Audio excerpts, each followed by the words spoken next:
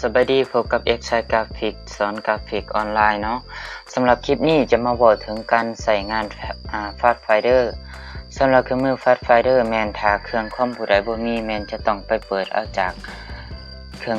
เมนู Windows แล้วหาคำว่า Pathfinder แล้วติ๊กออกไปมันจะเด้งออกมาอยู่หน้าจอของเราเนาะเฮามารับชมรับฟังกันเลยเพื่อประหยัดเวลาหรือว่าความยาวของคลิปวิดีโอนี้สำหรับเครื่องมือ Pathfinder จะเป็นการใส่ในการ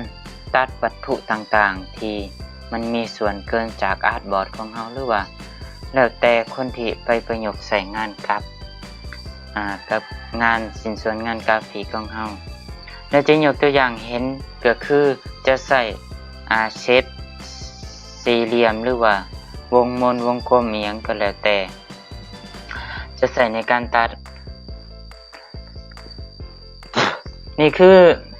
อตัวอย่างนี่คือหน้าตาของเครื่องมือ Pathfinder จะมีทั้งหมดอยู่10เครื่องมือเฮามาเริ่มที่เครื่องมือที่1กันเลยเนาะคือ Unit สำหรับเครื่องมือตัวที่1จะเป็นการรวมเลยจะเป็นการรวมวัตถุก็คือทั้ง2วัตถุจะรวมเป็นวัตถุเดียวกันแล้วจะเป็นสีเดียวกัน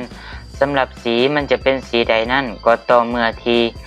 วัตถุตัวนั้นที่อยู่ข้างเทิงคือกรณีตัวอย่างนี้วัตถุสีฟ้ามันจะอยู่ด้านเทิงสุดของวัตถุสี่เหลี่ยมสีเหลืองมันจะอยู่ด้านเทิงกรณีที่รวมกันแล้วมันจะเป็นสีฟ้ายกให้เห็นเป็นตัวอย่างเลยถ้าสีเลือกวัตถุทั้งสองแล้วเลือก Unit มันจะเป็นวัตถุเดียวกันจากนั้นกด Ctrl Z เพื่อกลับคืนสู่รูปแบบเดิมกรณีที่สีเหลืองอยู่เทิงมันก็จะเป็นรูปสีเหลืองนี่มันก็จะเป็นวัตถุเดียวกันกด Ctrl Z เพื่อกลับสู่รูปแบบเดิมสำหรับเครื่องมือที่2ก็คือมันจะทำการตัดสิ้นส่วน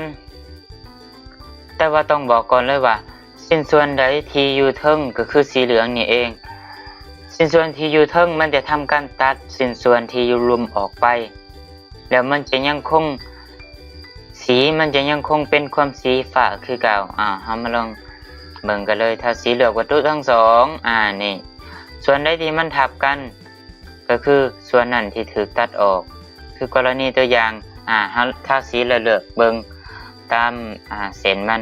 คือสีเหลืองมันจะทับเอาแต่สีฟ้าขอบเขตประมาณนี้และส่วนขอบเขตที่มันทับกันก็คือมันจะตัดออก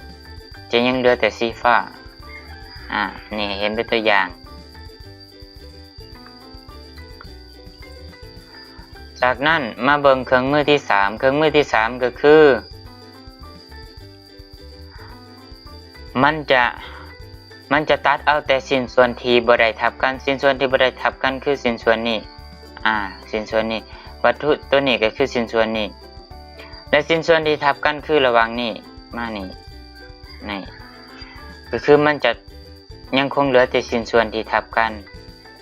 และสีมันจะเป็นสีใดก็ต่อเมื่อสีนั้นที่อยู่ข้างเทิงกรณีเฮาเปลี่ยนสีมันจะเป็นสีฟ้าเพราะว่าสีฟ้ามันได้อยู่จะเป็นสีทะเลเพราะว่าสีทะเลมันได้อยู่ข้างเทิงเครื่องมือที่4จะคล้ายๆกับเครื่องมือที่3สำหรับเครื่องมือที่4มันจะตัดชิ้นส่วนที่อยู่ทับกันออกไปจะยังเหลือแต่ชิ้นส่วนที่บ่ได้ทับกันชิ้นส่วนที่บ่ได้ทับกันคือชิ้นส่วนนี้และชิ้นส่วนนี้ตัวที่มันจะตัดออกคือชิ้นส่วนนี้ชิ้นส่วนที่อยู่กลางๆมาเบิ่งกันเลยและสีมันจะเป็นสีใดนั่นก็ต่อเมื่อที่วัตถุนั้นอยู่ข้างเทิงว่ามันเป็นสีใดคือกรณีนี้อันนี้คือมันจะเป็นสีส้มเพราะว่าวัตถุสีส้มมันจะอยู่ข้างเทิงสุดแล้วมันจะตัดเอาชิ้นส่วนที่เต็งกันหรือว่าทับกันออกไปกด Ctrl Z เพื่อกลับรูปแบบเดิมเครื่องมือที่5สำหรับเครื่องมือที่5จะเป็นเครื่องมือที่เราลองใส่หลายรูปแบบใส่หลาย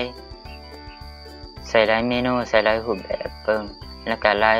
สีสัน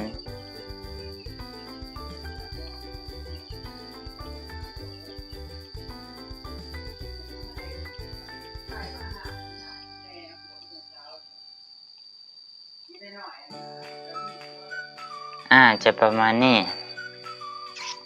สำหรับเครื่องมือ device นี่จะเป็นเครื่องมือที่นิยมใส่กันหลายที่สุดแหละกับC เครื่องมือที่อยู่ด้านเทิงจะเป็นเครื่องมือที่ส่วนหลายเขาจะได้ใส่กับเครื่องมือ device แต่ว่าที่ถัดมาหาเครื่องมือสุดท้ายก็บ่ค่อยได้จำเป็นจะต้องได้ใส่เนาะแต่ก็แล้วแต่ชิ้นส่วนงานของฝ่ายของเราเครื่องมือที่หาก็คือมันจะตัดทุกๆชิ้นส่วนที่มันทับกันคือกรณีนี้สีขาวทับกับสีส้มมันก็จะตัดออกไปลืมไปขออภัยนั้นต้องกดคลิกขวาแล้วเลือกอันกรุ๊ปมันถึงจะแยกออกได้จะเห็นว่าชิ้นส่วนที่มันตัดกันแต่ละบอนจะเป็นชิ้นส่วนที่ทับกันเบิดเลย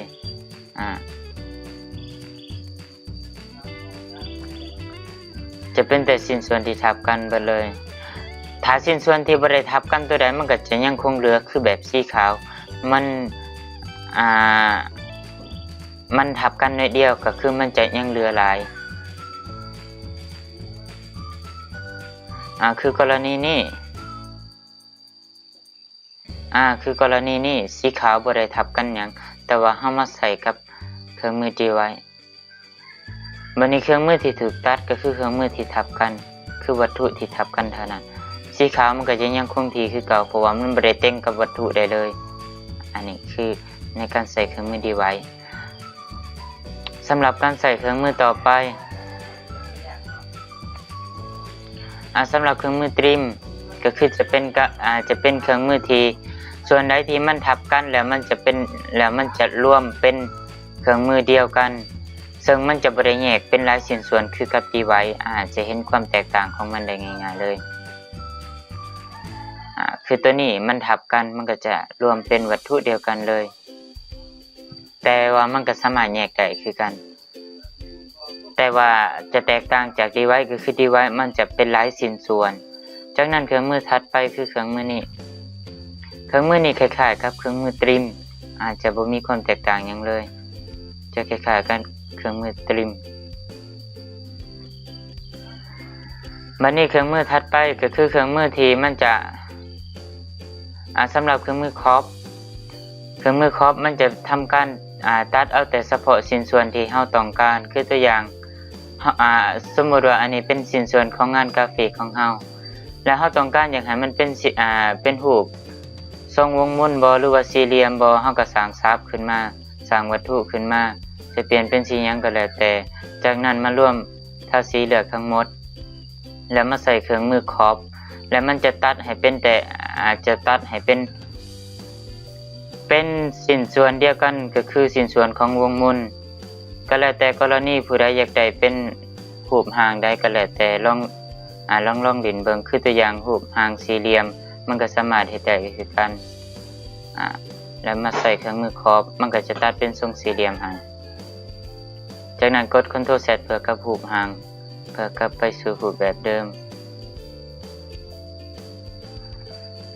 จากนั้นเครื่องมือที่9คือเครื่องมือเอาไลน์ก็คือมันจะทำการลบสีฟิวก็ได้แก่สีขาวสีต้องกอยอ่อนสีน้ำเงินสีส้มสีบวกนี่แหละคือสีของฟิวและมันจะยังเหลือคงแต่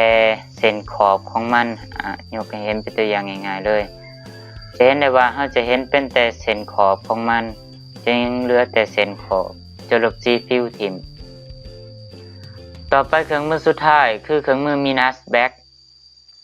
สำหรับเครื่องมือ Minus Back ก็คือมันจะสามารถใส่ได้จะวัตถุใดที่อยู่หน้าสุดคือกรณีรูปภาพตัวอย่างนี้กราฟิกนี่วัตถุที่อยู่หน้าสุดก็คือวัตถุของดาวจะเป็นวัตถุที่อยู่ข้างหน้าสุดแล้วมันจะทำการสิ้นส่วนใดที่ไปทับกับวัตถุดาวแล้วมันจะตัดสิ้นส่วนดาวตัวนั้นออกไปคือตัวอย่างนี้3ดาว3มุมตัวนี้ของดาวมันจะทับกับวัตถุอื่นแต่ว่า2มุม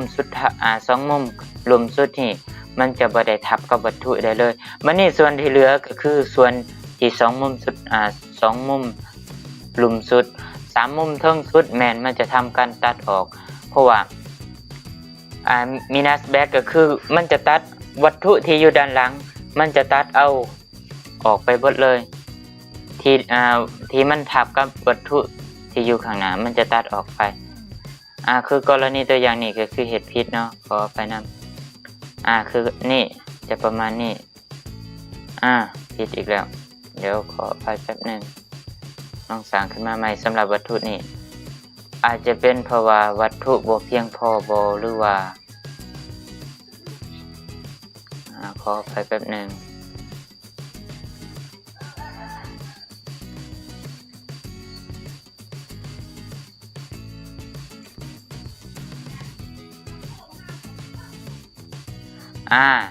สำหรับในนี้เครื่องมือที่อยู่หน้าสุดอาจจะเป็นเครื่องมือสีดำเครื่องมือที่อยู่หน้าสุดก็คือเครื่องมือที่เฮาสร้างขึ้นมาล่าสุดก็คือสีดำมันจะทับกับวัตถุอื่นเลยและมันจะตัดเอาเครื่องมือสีดำนี่ออกไปในส่วนที่มันทับกันคือส่วนนี้ส่วนที่มันบ่ได้ทับกับวัตถุอื่นมันก็จะยังเหลือคงที่คือเก่าคือกรณีนี้จะเห็นเป็นตัวอย่างง่ายๆเลยส่วนที่มันทับกันส่วนที่มันเต็งกันข้างหลังมันจะตัดออกไปมันจะเหลือแต่ที่อยู่ข้างหน้าสุดคือส่วนนี้ที่มันบ่ได้ทับกับวัตถุได้เลยอันนี้คือสำหรับคลิปนี้จะจบลงเพียงเท่านี้สำหรับการใช้งานเครื่องมือ Pathfinder สำหรับผู้ใดบ่มีสำหรับผู้ใดของข้าใจตัวใดก็สามารถติดต่อสอบถามได้ข้อมูลตามที่หน้าจอขอบใจ